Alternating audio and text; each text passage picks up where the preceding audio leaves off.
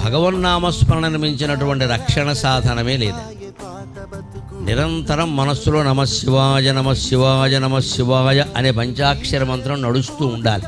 దీనికి ఎవరో గురువు గారు ఉపదేశం చేయాలి, చంద్రగ్రహణం రావాలి, సూర్యగ్రహణం రావాలి, ఈ చేదస్తాలన్నీ పక్కనట్టండి. మనస్సును మించినటువంటి తీర్థం లేదు, శరీరాన్ని మించినటువంటి క్షేత్రం లేదు, అంతరాత్మను మించినటువంటి గురువు లేడు, జీవితాన్ని మించిన గ్రంథం లేదు. అందరికీ ఇదే ఉపదేశం అనుకోండి. హాయిగా నమశివాయ నమశివాయ నమశివాయ.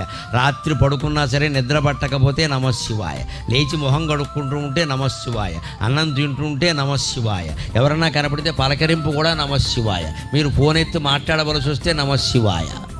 ఇంత ఇదిగా భగవన్నామాన్ని మనం సొంతం చేసుకుంటే అన్ని రకాల పాపాలు కాదు, సకల కర్మలు నశించిపోతాయి. అన్ని కర్మఫలాలు పోయి జ్ఞానం పొంది మోక్షం పొందుతాం, ఎప్పుడూ ఆనందంగా ఉంటాం.